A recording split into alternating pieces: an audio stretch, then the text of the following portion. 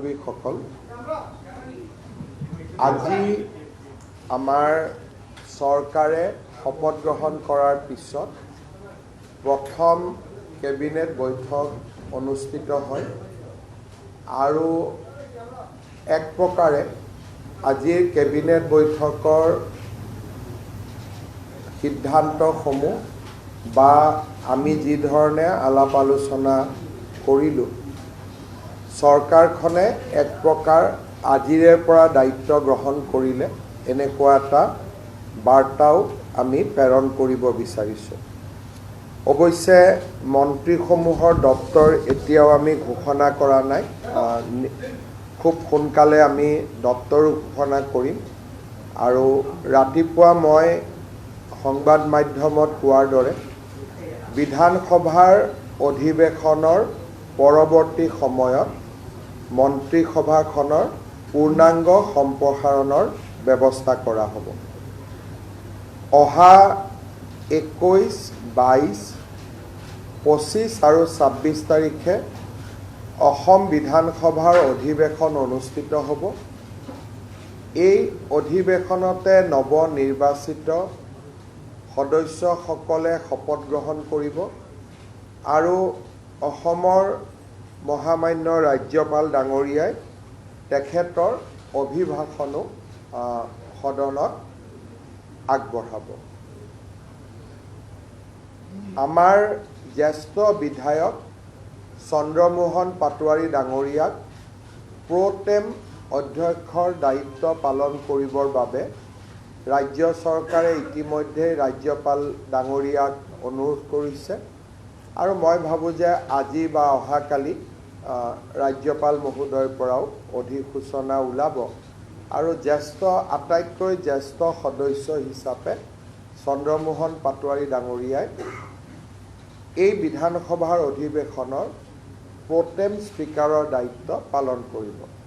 সদস্যসকলে শপত গ্ৰহণ কৰাৰ লগে লগে অধ্যক্ষৰ নিৰ্বাচন অনুষ্ঠিত হ'ব আৰু ইতিমধ্যে আপোনালোক অৱগত যে আমাৰ NDAৰ ফালৰ পৰা আমি আমাৰ প্ৰাক্তন মন্ত্ৰী বৰ্তমানৰ বিধায়ক ৰঞ্জিত দাস ডাঙৰীয়াক আমি অধ্যক্ষৰ আসনখনৰ বাবে আমাৰ ফালৰ পৰা প্ৰাৰ্থী হিচাপে আগবঢ়াম। আজি বিধানসভাৰ তাৰিখৰ লগতে আমাৰ কেবিনেটত আৰু কেইটামান গুৰুত্বপূৰ্ণ সিদ্ধান্ত হৈছে, তাক মই এটা এটাকৈ আপোনালোকক ক'ব খুজিছোঁ। আজিৰ কেবিনেটে ভাৰতীয় জনতা পাৰ্টীৰ ইলেকশ্যন মেনিফেষ্টোখনত অহা 5 বছৰৰ চৰকাৰ পৰিচালনাৰ গাইডিং প্ৰিন্সিপল হিচাপে ইয়াক এডপ্ট কৰে।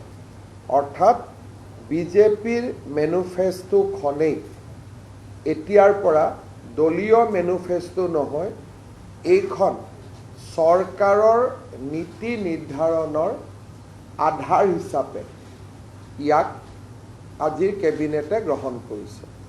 অৰ্থাৎ আজিৰে পৰা বিজেপিৰ মেনিফেষ্টোখন বৰ্তমানৰ অসম চৰকাৰৰ পলিচি ফৰ্মুলেশ্যনৰ আধাৰ হিচাপে তাক গ্ৰহণ কৰিবলৈ সিদ্ধান্ত গ্ৰহণ কৰা হয়।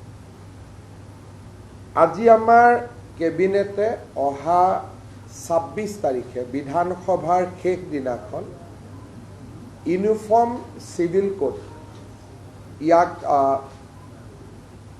সদনত উপস্থাপন কৰিবলৈ সিদ্ধান্ত গ্ৰহণ কৰে। আজি কেবিনেটে ইউনিফৰ্ম চিভিল কোডৰ খচৰা তাক আজি কেবিনেটে অনুমোদন কৰে আৰু আমাৰ সদস্যসকলে শপত গ্ৰহণ কৰাৰ লগে লগে প্ৰথমখন বিধানসভাৰ অধিৱেশনৰ শেষ দিনা আমি ইউনিফৰ্ম চিভিল কোড সদনত উপস্থাপন কৰিম।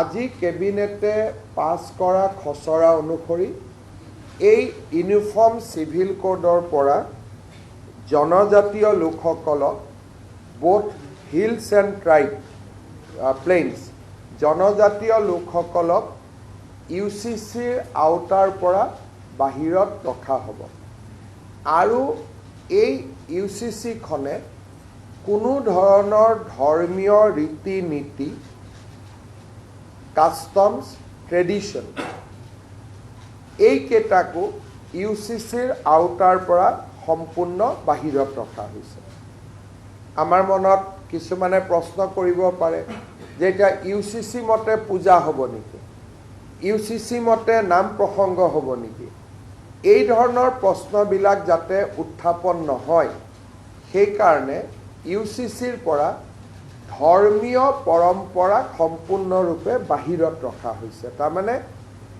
ৱে অফ প্ৰেক্টিচিং ৰিলিজিয়ন নামাজ কেনেকৈ পঢ়িব লাগে তাত কোনো চৰকাৰৰ মতামত নাই ইউচিচিয়ে তাক ডিল নকৰে পূজা কেনেকৈ কৰিব লাগে সি ইউচিচিৰ ভিতৰত নপৰে চক্ৰং বিয়া কেনেকৈ পাতিব লাগে শিখৰ বিয়া কেনেকৈ পাতিব লাগে এই কথাবিলাক ইউচিচিত নাহে ইউচিচিত মাত্ৰ 4টা বিষয় আহিব বিয়াৰ বাবে ন্যূনতম বয়স নিৰ্ধাৰণ হ'ব পলিগেমি নাথাকিব সম্পত্তিৰ অধিকাৰৰ ওপৰত থাকিব যে ছোৱালীয়েও সম্পূৰ্ণ অধিকাৰ পাব পাৰিব লিভ ইন ৰিলেশ্যনশ্বিপৰ ওপৰত থাকিব এই ধৰণে ধৰ্মীয় পৰম্পৰাক কোনো ধৰণে হস্তক্ষেপ নকৰাকৈ আন বিষয়সমূহতে ইউচিচি আহিব যেনেকৈ এটাতকৈ অধিক বিয়া নকৰোৱা সম্পত্তিৰ অধিকাৰ ছোৱালীলৈকে আগবঢ়োৱা আমাৰ মেৰেজত কম্পালচৰি ৰেজিষ্ট্ৰেশ্যন প্ৰয়োজন বা বিবাহ বিচ্ছেদৰ নিয়ম কেনেকুৱা হ'ব গতিকে ইউচিচিত এটা স্পষ্টীকৰণ হিচাপে মই আগবঢ়াইছোঁ যে জনজাতীয় লোকসকলক এই ইউচিচিৰ আওতাৰ সম্পূৰ্ণ বাহিৰত ৰখা হ'ব আৰু ধৰ্মীয় ৰীতি নীতি পৰম্পৰা সি হিন্দুৰে হওক ইছলামৰে হওক খ্ৰীষ্টিয়ানৰে হওক বা কাষ্টমাৰী নীতিয়ে হওক এইবিলাক ইউচিচিৰ ভিতৰত নাহে অৰ্থাৎ আগতে যেনেকৈ চলি আছিল সেইবিলাক তেনেকৈ চলি থাকিব ই ইউচিচিৰ ছাবজেক্ট মেটাৰ নহয় ৰিচুৱেলছ কাষ্টম ধৰ্মীয় ৰীতি নীতি ইউচিচিৰ ভিতৰত নপৰে তৃতীয়তে আজি আমাৰ কেবিনেটে 2 লাখ চৰকাৰী চাকৰি আমি কি ধৰণে কেনেকৈ দিব পাৰিম এই বিষয়ে সিদ্ধান্ত ল'বৰ কাৰণে মুখ্য সচিবৰ অধীনত এটা টাস্ক ফ'ৰ্চ গঠন কৰি দিছে আৰু 3 মাহৰ ভিতৰত এই টাস্ক ফ'ৰ্চে ৰিপৰ্ট দিব যে কেনেকৈ অহা 5 বছৰত আমি 2 লাখ চৰকাৰী চাকৰি দিব পাৰোঁ অৰ্থাৎ মুখ্য সচিব ডাঙৰীয়াই প্ৰতিটো বিভাগৰ লগত কথা পাতি চৰকাৰী বা চৰকাৰৰ দ্বাৰা নিয়ন্ত্ৰিত বিভিন্ন কৰ্পোৰেশ্যন আমাৰ বিশ্ববিদ্যালয় 6 শিডিউলৰ কাউন্সিল এই গোটেইবিলাকত মিলি অহা 5 বছৰত আমি কেনেকৈ 2 লাখ যুৱক যুৱতীক চৰকাৰী চাকৰি দিব পাৰোঁ তাৰ বিষয়ে প্ৰতিবেদন এখন দিবৰ কাৰণে মুখ্য সচিব ডাঙৰীয়াৰ অধীনত এটা টাস্ক ফ'ৰ্চ গঠন কৰি দিছে যাতে আমি আমাৰ যিটো অসমৰ যুৱক যুৱতীসকলৈকে যি প্ৰতিশ্ৰুতি আছিল তাক যাতে আমি ৰাখিব পাৰোঁ বা তাক যাতে আমি পালন কৰিব পাৰোঁ আজি আমাৰ কেবিনেটে ডক্টৰ ভূপেন হাজৰিকাৰ জন্ম জয়ন্তী সমাৰোহৰ সামৰণি অনুষ্ঠান অহা 8 ছেপ্টেম্বৰ তাৰিখে নতুন দিল্লীৰ ভাৰত মণ্ডপমত অনুষ্ঠিত কৰিবলৈ সিদ্ধান্ত গ্ৰহণ কৰিছে অৰ্থাৎ আমাৰ যি বৰ্ষজোৰা ভূপেন হাজৰিকাৰ জন্ম জয়ন্তী আমি উদযাপন কৰি আছোঁ তাৰ সামৰণি অনুষ্ঠান 8 ছেপ্টেম্বৰ তাৰিখে নতুন দিল্লীৰ ভাৰত মণ্ডপমত অনুষ্ঠিত কৰিবৰ বাবে সিদ্ধান্ত গ্ৰহণ কৰিছে আজি কেবিনেটে ৩২ কোটি টকা ব্যয় সাপেক্ষে ডক্টৰ ভূপেন হাজৰিকাৰ এটা সংগ্ৰহালয় নিৰ্মাণৰ বাবে অনুমোদন আগবঢ়াইছে। অৰ্থাৎ এতিয়া আমাৰ শংকৰদেৱ কলাক্ষেত্ৰত ৩২ কোটি টকা ব্যয়েৰে ডক্টৰ ভূপেন হাজৰিকাৰ সংগ্ৰহালয় এটা আমি স্থাপন কৰিম, য'ত নেকি তেখেতৰ জীৱনৰ লগত জড়িত অমূল্য সম্পদৰাজিক আমি সংৰক্ষণ কৰিব পাৰোঁ। ইয়াৰে ১৩ কোটি টকা নৰ্থ ইষ্ট কাউন্সিলে দিব। অৰ্থাৎ টোটেল ৩৩ কোটি টকাৰ বা ৩২ কোটি টকাৰ নৰ্থ ইষ্ট কাউন্সিলে ১৩ কোটি টকা দিব আৰু ২০ কোটি টকা ৰাজ্য চৰকাৰে আগবঢ়াব। আজি সেই প্ৰকল্পটো আমাৰ প্ৰথম কেবিনেটতে অনুমোদন জনোৱা হৈছে। কলাক্ষেত্ৰত হ'ব।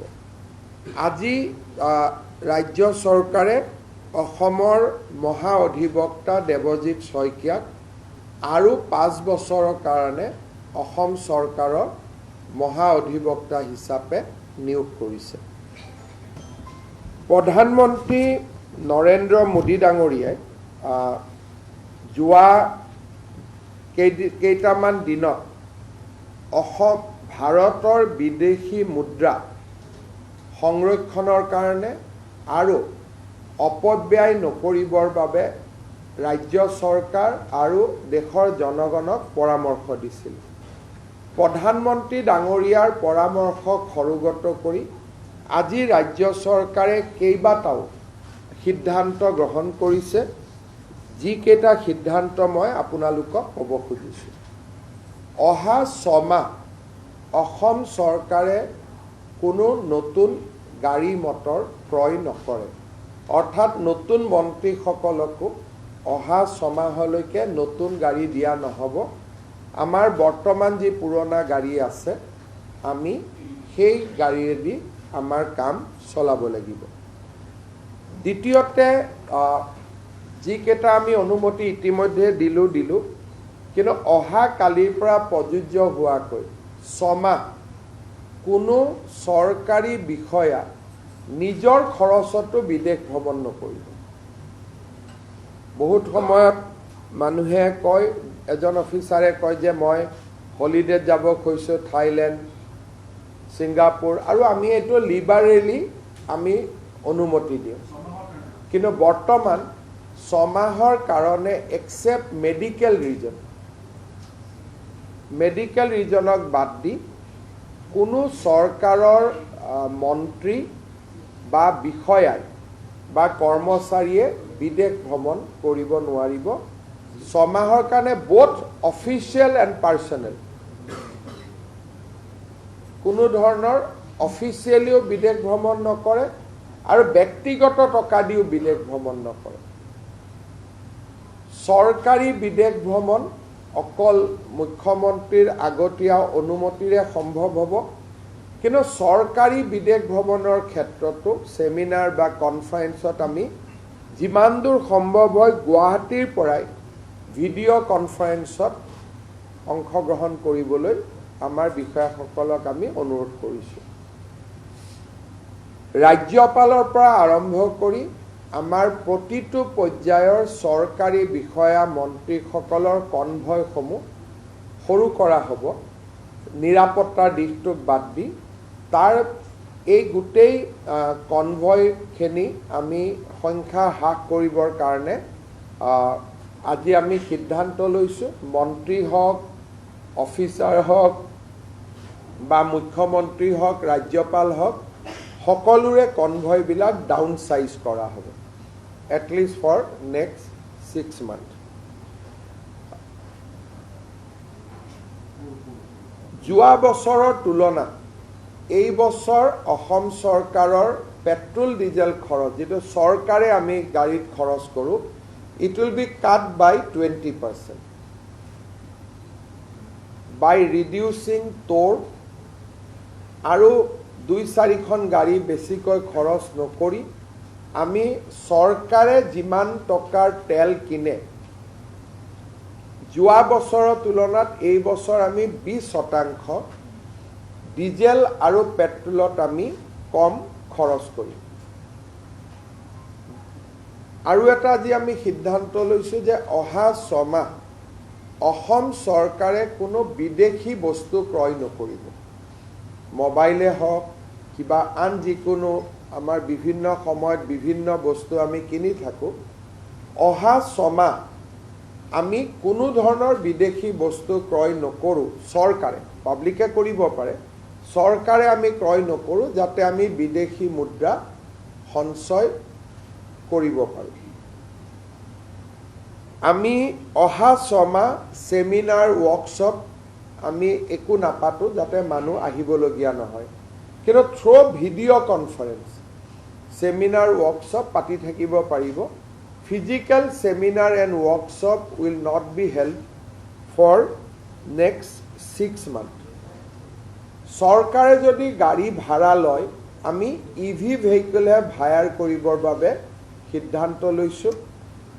আৰু যিমান অসমত ওল্ড ভেহিকল আছে 20 বছৰ 15 বছৰ পুৰণা, যিমান পাৰি আমি স্ক্ৰেপিং কৰিবৰ কাৰণে আমি সিদ্ধান্ত লৈছোঁ। গতিকে প্ৰধানমন্ত্ৰী ডাঙৰীয়াৰ আবেদনৰ লগত সংগতি ৰাখি আজি আমি এইকেইটা অষ্ট্ৰেৰিটি মেজাৰ গ্ৰহণ কৰিছোঁ। 20% ফিউৱেল কাট, এইটো এটা খুব ইম্পৰ্টেণ্ট যে আমি গভৰ্ণমেণ্টে এক্সপেণ্ডিচাৰ নকৰোঁ। Private foreign travels from government employees also' Ben. Convoy size will be reduce, it will B down size. আৰু যিমান পাৰোঁ আমি ভিডিঅ' মাধ্যমেৰে চৰকাৰৰ কাম কাজ পৰিচালনা কৰাৰ বাবে আমি চেষ্টা কৰিম। আজি প্ৰথম দিনাৰ কেবিনেটত এই সিদ্ধান্তখিনি গ্ৰহণ কৰা হৈছে। আপোনালোকে যদি কিবা প্ৰশ্ন কৰিব খোজে এজন এজনকৈ আপোনালোকে কৰিব পাৰে। One by one, please, one by one. Already Uttaranchal, Goa and Gujarat has passed Uniform Civil Code. Today, Assam Cabinet has also passed Uniform Civil Code. We customize that to the requirement of Assam. We have completely exempted tribal population from the purview of Uniform Civil Codes. We have also kept all rituals, traditions, customs practiced by the people of Assam outside the scope of Uniform Civil Code. So customs, rituals, traditions, those will not be part of the Uniform Civil Code. The UCC bill will be laid before the Assembly on 26th of May. So this is one of the major decisions we have adopted in our today's cabinet. This is in sync with the election commitment we have made during the last election. Basically, UCC will deal with the succession, marriage, live-in relationship, and compulsory registration of marriage, including divorce. So it will be almost in sync with Gujarat, Uttaranchal and Goa. However, we have completely exempted tribal population and customs, rituals, tradition, because in Assam we have different community, we have different customs. So all these will be outside the scope of UCC. Like what are the other major decisions Because you have already in your last term came out with EV incentivizing policy. So is it the today we have not discussed EV incentivized policy because from 6 July we will have our budget session. So we are keeping this off for the budget speech. And like the galaxy of leaders, industrial leaders we received yesterday, what does it augur for Assam? I think first of all these industry leader has committed projects. Those are in different stages. So the present symbolize that they are serious and they are committed to implement all the projects.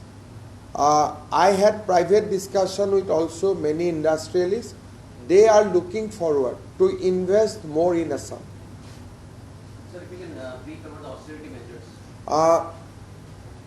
Today, Assam cabinet has gone through the appeal made by the Honorable Prime Minister to save the foreign exchange. We came out with certain recommendation. Number one, we have decided not to purchase any new vehicle for next 6 months. We have decided that we will encourage scrapping of vehicles in a big way. We have decided that we will reduce fuel expenditure by 20% in compared to last financial year. Even the private foreign travels of government officers and employees has been prohibited for next 6 months, except medical related travel. We have also decided to downsize the cavalcade or the convoys right from the governor of Assam, including chief ministers, ministers and other government officials. We have also decided that we will not organize any seminar or other kind of activity in physical mood. We will encourage more and more conferences, meeting, etc. in video mode. So these are the certain decisions we have taken. So we'll come out with a statement also. You will be able to see those. So when can I expect the cabinet expansion of the cabinet? And It will. I'll not be able to travel to Delhi before 26th of July. So 26th of May. So I see a cabinet expansion in the first week of June. Are you going to have a full-fledged cabinet? Because all these I have to take guidance from the Nitin Naveenji. So as of now I have not discussed. But sometime in the first expansion we kept 2 or 3 slots free for the subsequent political development. But this time what will be the mood, what will be the strategy, I think I will be able to explain to you once I met our national president. Oha 21, 22, 25, 26 চাৰিদিনীয়াকৈ অসম বিধানসভাৰ অধিৱেশন অনুষ্ঠিত হ'ব। বিধানসভাৰ অধিৱেশনৰ পিছতহে মই নতুন দিল্লীলৈ যাব পাৰিম আৰু নতুন দিল্লীত মই ৰাষ্ট্ৰীয় সভাপতি মহোদয়ক সাক্ষাৎ কৰাৰ পিছত কেবিনেট এক্সপানশ্যন বা সম্প্ৰসাৰণৰ বিষয়টো আহিব। মই ভাবোঁ যে জুনৰ প্ৰথম সপ্তাহতহে কেবিনেট এক্সপানশ্যন সম্ভৱ হ'ব।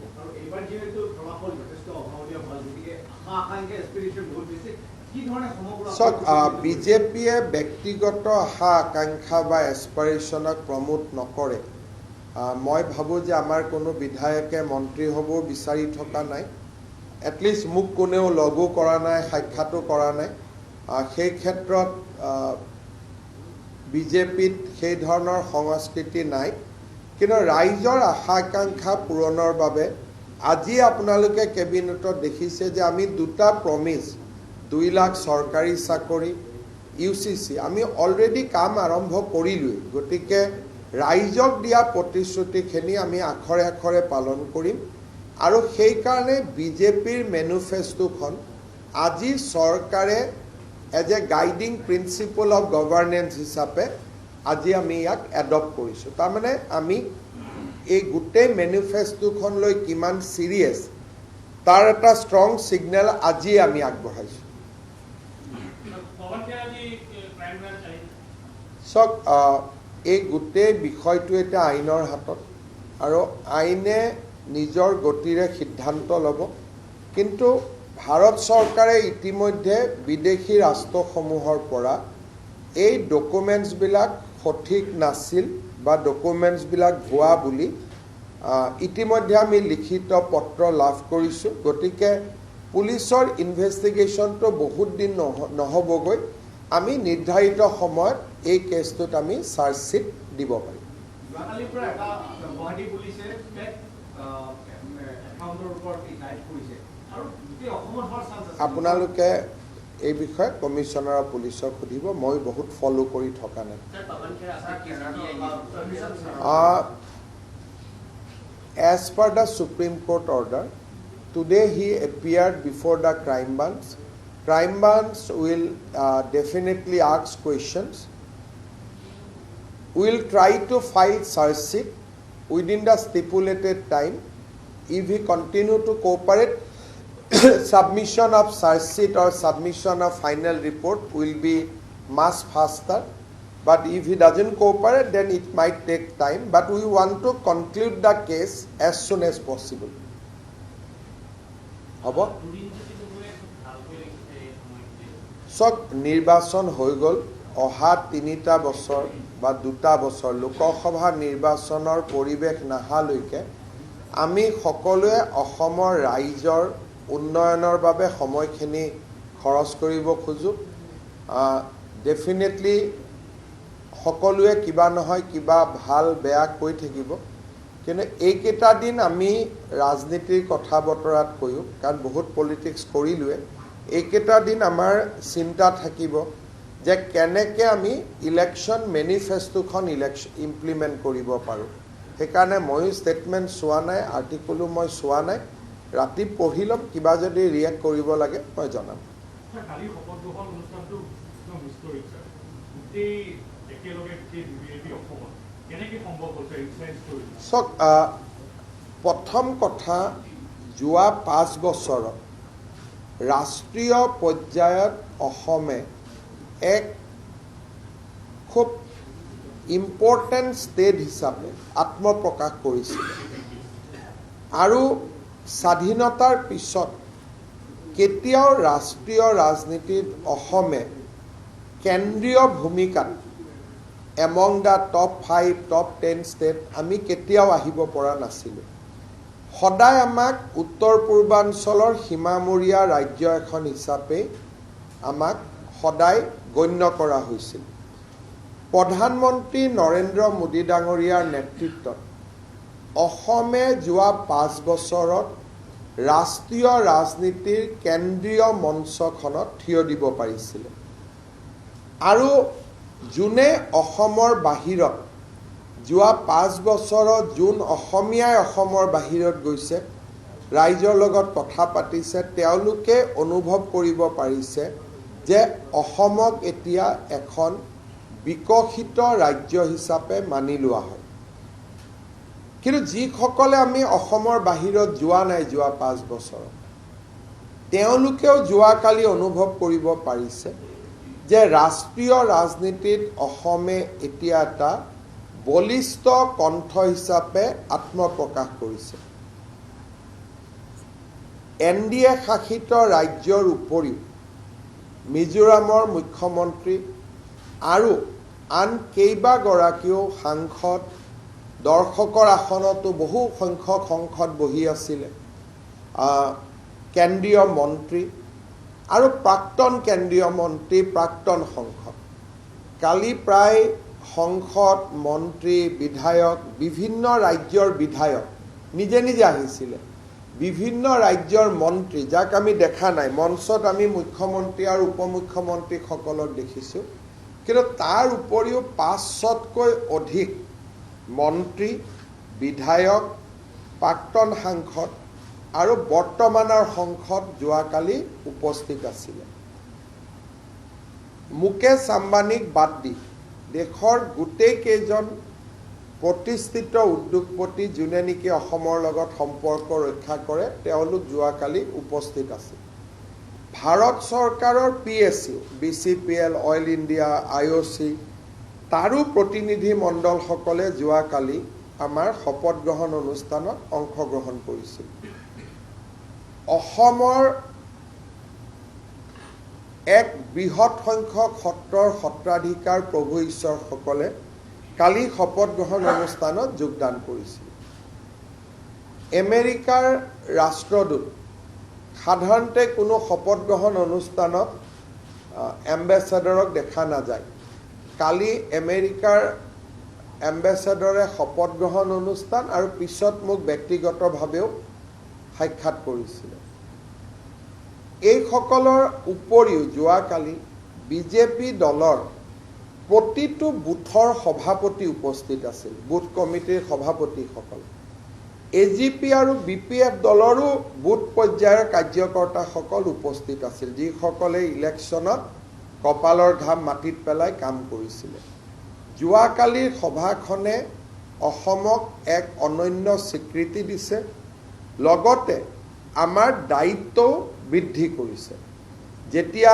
অসমক লৈ মানুহে উৎসাহিত হয় অসমৰ সফলতাক যেতিয়া মানুহে সেলিব্ৰেট কৰে তেতিয়া মন্ত্ৰী মুখ্যমন্ত্ৰী বা চৰকাৰ হিচাপে আমাৰ দায়িত্বও বহুত বাঢ়ি যায় গতিকে যোৱাকালিৰ গাম্ভীৰ্যপূৰ্ণ শপত গ্ৰহণ অনুষ্ঠানটোৱে আমাৰ দায়িত্ব বঢ়ালে আৰু যোৱাকালি প্ৰধানমন্ত্ৰী নৰেন্দ্ৰ মোদী ডাঙৰীয়াই যি ধৰণে আমাৰ প্ৰতিগৰাকী মন্ত্ৰীৰ নাম উল্লেখ কৰি যি ধৰণে তেখেতে টুইট কৰিছে সি সাধাৰণতে প্ৰধানমন্ত্ৰীৰ পৰা তাক পোৱা নাযায় প্ৰধানমন্ত্ৰীয়ে কালি আমাৰ শপত গ্ৰহণ অনুষ্ঠানক লৈ ৩-৪টাকৈ টুইট কৰিছে ইনষ্টাগ্ৰামত দিছে ফেচবুক পেজত দিছে আৰু প্ৰতিগৰাকী মন্ত্ৰীক প্ৰধানমন্ত্ৰী ডাঙৰীয়াই নিজে ডাইচত বেষ্ট উইচেছ বা আশীৰ্বাদ দিছে গতিকে ই এটা অনন্য আমাৰ কাৰণে প্ৰাপ্তি আছিল এই প্ৰাপ্তিৰ আনন্দক আমি দায়বদ্ধতালৈ ৰূপান্তৰ কৰিম আৰু আমি আগতকৈও অধিক দায়িত্ব সহকাৰে অসমৰ ৰাইজক সেৱা কৰিবৰ বাবে প্ৰচেষ্টা কৰিম কালিৰ শপত গ্ৰহণ অনুষ্ঠানটোৱে এটা প্ৰমাণ কৰি দিলে যে এখন সিংগল ইঞ্জিন গভৰ্ণমেণ্ট নহয় এখন ডাবল ইঞ্জিন গভৰ্ণমেণ্ট আৰু প্ৰধানমন্ত্ৰী ডাঙৰীয়াই অসমৰ ৰাইজক দিয়া প্ৰতিটো প্ৰতিশ্ৰুতি পালন কৰিব Sir, yesterday newly elected CM of West Bengal, Subhendu Adhikari, publicly told that allotment of land to BSF in Bangladesh border, and both of your one recent photograph also got viral in social media. So, what is the next step for? You see, for the security of Assam, strict vigilance and closure of Indo-Bangladesh border is very, very important. 5 states share Indo-Bangladesh border: Mizoram, Tripura, Meghalaya, Assam, and West Bengal. Out of that, Assam has the smallest border. Bengal has the most. In a way, they share highest area with Bangladesh. Our fight against infiltration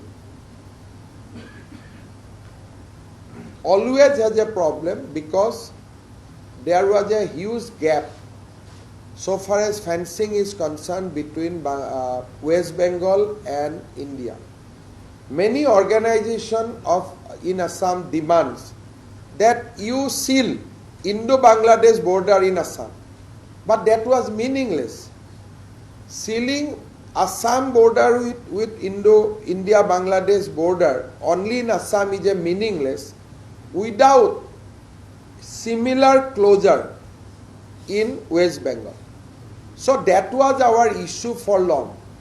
Yesterday, day before yesterday, Bengal cabinet has taken a very significant decision that within 45 days, BSF will be given land so that Indo-Bangladesh border can be completely secured. Fencing can be erected in 800 kilometers of stretch. So this is a very heartening news for the people of Assam because we are fighting with infiltration and this cannot be stopped without a nationalist government in West Bengal. So I wholeheartedly welcome the decision taken by the Bengal cabinet, more particularly Honorable Chief Minister of Bengal, Sri Subhendu Adhikari. That was my campaign theme in Andhra election in Bengal, that without Bengal, northeastern region will remain always insecure. So Bengal decision is basically a very welcoming news for the people of Assam and people of Northeast. So I would like to compliment the Bengal cabinet for this historic decision. Honorable Chief Minister, yesterday US ambassador to India come and when you have discussed. So what, any kind of He has basically invited me. Secretary State of USA is coming to Delhi on 23rd. So he has invited me for they have organized a small dinner. So he has invited me to attend the dinner. So yesterday it was all exchange of pleasantry. So I have also not discussed serious thing yesterday. Gradually we'll try to see that if we can have lot of data center, AI activity, quantum computer, because USA is already partnering in many, like company like Google are already partnering with government of Andhra Pradesh, etc. I think America is a giant on that sector. So American company, if we can bring them to Assam to set up data center, etc., it will be nice. But it is very, very premature. But I am sure that our interaction will continue in days to come.